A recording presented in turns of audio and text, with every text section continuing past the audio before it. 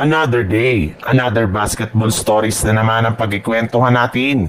At ngayon nga ay ang pag-uusapan natin ang balitang pagkuha ng Los Angeles Lakers kay Kelly Oubre Jr.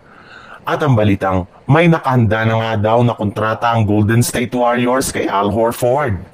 Inanunsyo na nga ng Los Angeles Lakers na wala na silang balak na i-trade ang kanilang mga player na sina Gabe Vincent at Jared Vanderbilt since malaki pa rin nga ang kanilang team sa mga ito na magkakaroon sila ng malaking impact next season, especially sa depensa.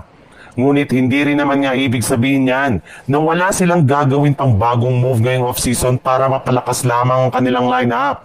Sa katunayan, seryoso na nga daw pong kinukonsidera ng front office ng Lakers ang posibilidad na pag-trade nila sa kanilang sophomore na si Dalton Kenick.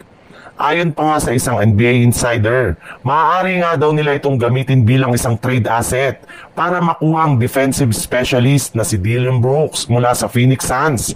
Maliban rin nga kay Dillon Brooks, ay plano rin naman nga ng Los Angeles Lakers na kunin sa isang trade ang kanilang bagong target na si Kelly Oubre Jr. na isang wing player at defender na siyang siguradong makakatulong sa kanilang team off the bench. Sa ibang balita naman, nag-trending nga noong nakarang araw ang balita na sigurado na nga daw na pipirma na ng kontrata si Al Horford sa Golden State Warriors na ikinatuwa ng lahat ng kanilang mga fans. Ngunit ang problema lang, hanggang ngayon nga ay wala pa rin naman ng official na pahayag patungkol dito ang mismong Golden State Warriors. Ni hindi pa nga ikinukumpirma ng kanilang general manager na si Mike Dunleavy kung totoo ang ganitong klaseng balita.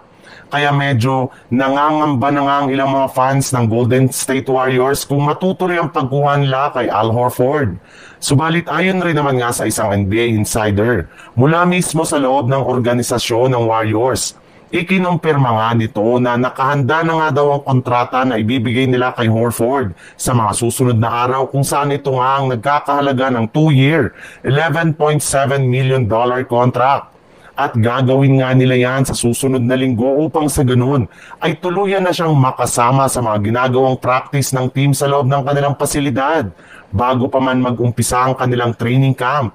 Pero syempre, bago nga nila yung gawin ay kailangan muna nilang ayusin sa lalong madaling panahon ang sitwasyon ni Jonathan Kuminga.